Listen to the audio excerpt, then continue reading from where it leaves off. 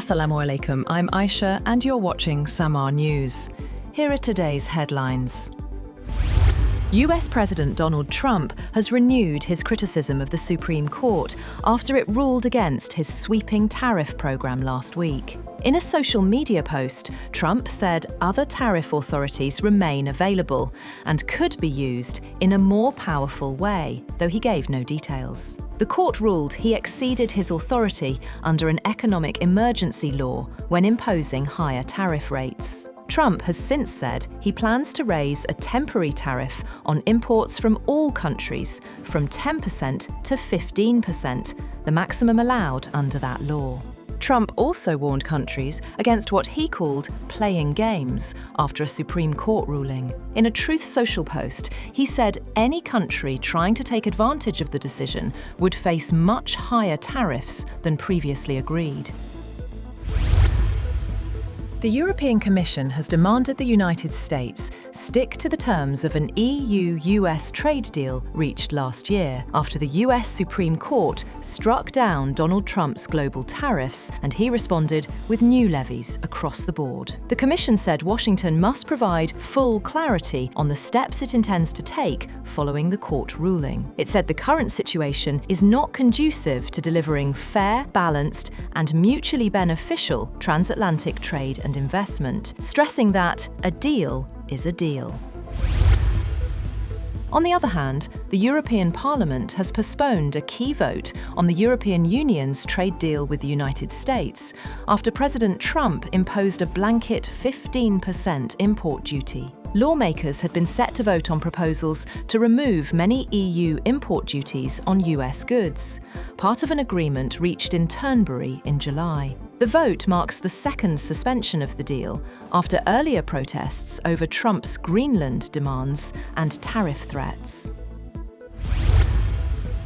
Meanwhile, Hungary maintained its veto on new EU sanctions against Russia and a major loan package for Ukraine, dealing a blow to European unity ahead of the war's 4th anniversary. In Brussels, foreign ministers failed to persuade Hungarian Prime Minister Viktor Orbán to back the measures. EU Foreign Policy Chief Kaja Kallas called the failure to agree on the 20th sanctions package a setback. The dispute centres on halted oil flows through the Druzhba pipeline, with Hungary and Slovakia blaming Ukraine for the disruption. Iran and the US will hold a third round of nuclear talks on Thursday in Geneva, amid growing concerns about the risk of military conflict between the longtime adversaries. Oman's Foreign Minister Badr al-Busaidi, who acts as a mediator in indirect talks between Washington and Tehran, said he could confirm the US-Iran negotiations are now set for Geneva this Thursday, with a positive push to go the extra mile towards finalizing the deal. Iran's President Masoud Pezeshkian voiced cautious optimism on Sunday in a post on X, saying recent negotiations had yielded encouraging signals, while pointing at Tehran's readiness for any potential scenario. Iran has dismissed speculation about a possible interim agreement with the United States, saying such claims have no basis. Foreign Ministry spokesperson Esmail Baghai said details circulating about the format and substance of negotiations are not confirmed by Tehran. He stressed that talks cannot succeed if one side is forced to accept unilateral demands, particularly on nuclear issues and sanctions relief. Baghai also said he was unaware of reports that senior security official Ali Larijani would travel to Oman, which is mediating the latest round of discussions. On the other hand, Iran has indicated it is prepared to make concessions on its nuclear program in talks with the US in return for the lifting of sanctions and recognition of its right to enrich uranium, as it seeks to avert a US attack. Both sides remain sharply divided, even over the scope, and sequencing of relief from crippling US sanctions, following 2 rounds of talks. A senior Iranian said Tehran would seriously consider a combination of sending half of its most highly enriched uranium abroad, diluting the rest, and taking part in creating a regional enrichment consortium. One of Mexico's most notorious drug lords, Nemesio Oseguera, or El Mencho, has been killed in a military raid, sparking widespread retaliatory violence. According to Mexico's defense ministry, Oseguera, the mastermind of the powerful Jalisco New Generation cartel, died in custody after being injured in a military operation by Mexican special forces in the town of Tapalpa on Mexico's Pacific coast in Jalisco state. His corpse arrived in Mexico City on Sunday afternoon in a heavily guarded convoy of National Guard troops.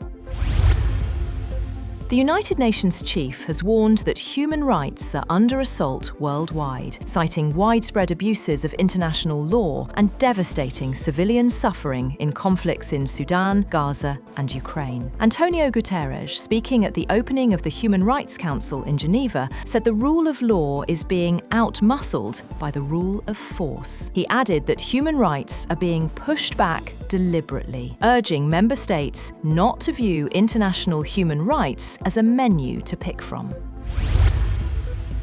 A passenger bus fell from a hilly road in West Nepal before dawn, killing 19 people, including a British national. Police said only 9 of the dead have been identified so far, adding that the bus was carrying 44 people in all. A police statement said a New Zealander and a Chinese national were among the 25 injured when the bus headed to the Nepali capital, Kathmandu, from the tourist town of Pokhara, fell 200 metres from the road at Benighat in Darding district, 80 kilometres west of Kathmandu. The injured are being treated at hospitals in Kathmandu. Children across parts of the US Northeast will stay home as a powerful winter storm forced school closures and pushed offices and transit systems onto emergency schedules, with officials across the region warning of heavy snow, strong winds, and dangerous travel conditions. The storm has already snarled travel along the East Coast from Washington to New England, with airlines cancelling thousands of flights and officials urging people to stay off the roads. And a spectacular bench dragon dance has taken centre stage across China during Spring Festival celebrations. Stretching hundreds of metres, the glowing dragon is formed as families contribute wooden benches, symbolising unity and good fortune for the new year. In Xuancheng, performers staged a dragon dance atop a 6.5-metre platform built from stacked tables, while in Guizhou, a 100-metre handcrafted dragon wound through ancient streets to the beat of drums and gongs. That's all for now. For more updates, visit www.samar.tv. Thank you for watching Samar News.